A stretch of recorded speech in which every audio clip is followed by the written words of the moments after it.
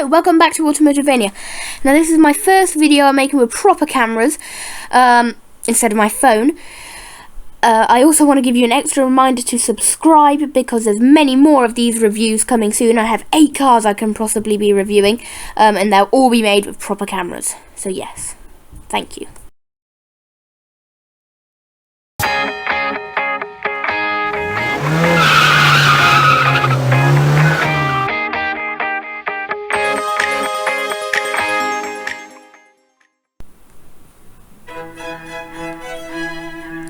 Here we have a Volkswagen Caddy van. Now it should have a 1.9 litre diesel engine.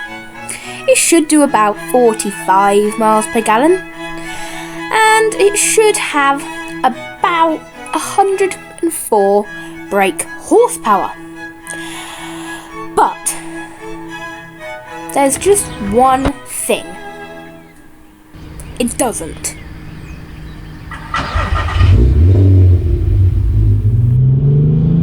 Oh no, instead it has the 3.2 litre V6 from the Mark V Golf R32. Not only that, but it shares the front suspension with coilovers from the same car. The same as the seats, the steering wheel, a lot of stuff from the R32. This is basically an R32 van. So cool. And you know what that means? It goes like an R32 and it sounds, well, it sounds like this.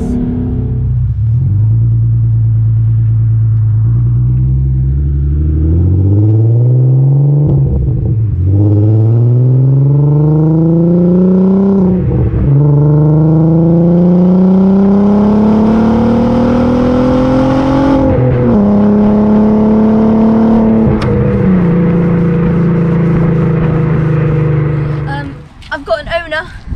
I've got a list from the owner. I've not got an owner here.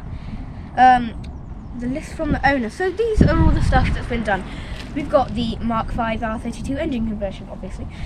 Custom intake, custom cat back exhaust system, R32 steering wheel, Volkswagen Touran dash conversion, R32 wheels, full R32 front suspension setup with coilovers, R32 front brakes, Golf GTI rear brakes, R32 front seat, Caddy Maxi rear seat conversion, more on that in a minute, and a full respray in this very nice when clean Lambo grey. So that's all the other stuff.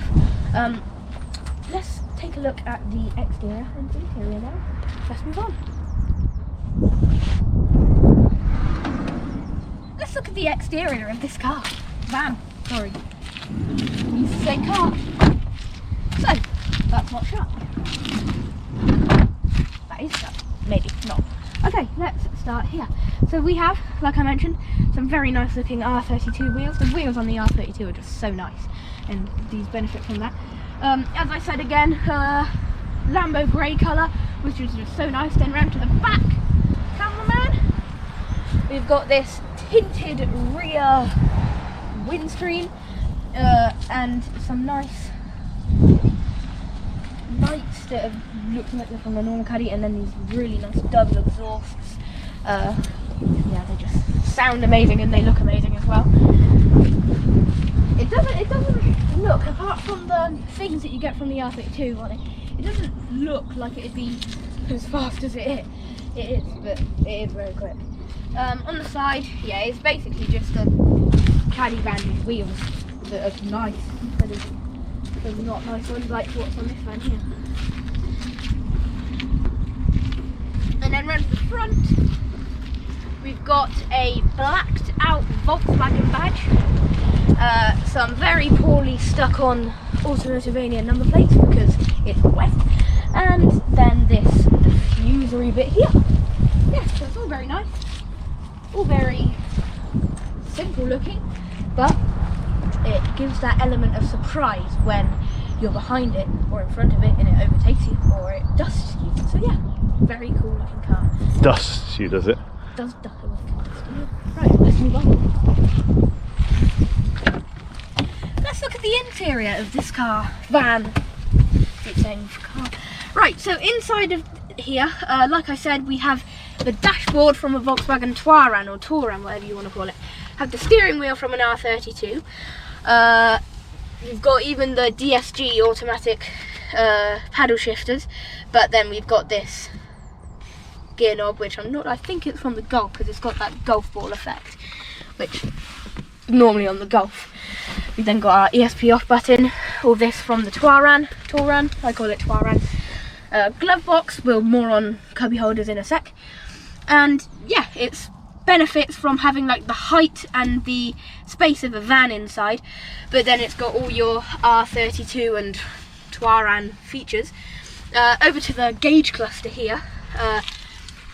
It's not very Caddy-ish because it goes up to 180 miles per hour, and I don't know why, but I love it when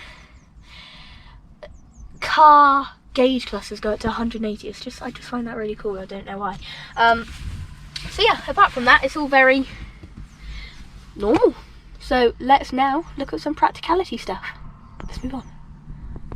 Right, practicality then. What's space like in the back? Well, like I said, the back here is from the Caddy Maxi, so we've got 3 individual full-size seats that are basically used for the family transportation, but you can also use this as a fast space thing. And then behind the seats we still have plenty of boot space, so yeah, that's really impressive. You can have 3.2 V6, 300 odd brake horsepower, however much it is, the numbers coming up on your screen now, but then it can still have so much space. It's just so impressive, this. That's the first stage of practicality. Let's now do the cubby holder count. Let's move on. Look at this.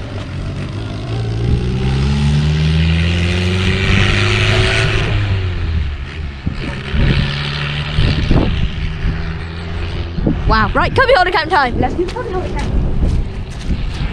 Cameraman Dad. Yeah, that was more interesting than you.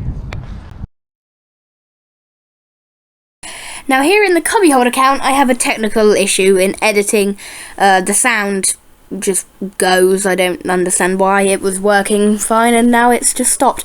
So I'm going to voice over and basically tell you what's happening. So far I've counted, I think that's 4, this one I'm counting here. So this is the 4th. So it's 4, 5, 6, 7, 8, 9, 10. That was 10 because I counted 2.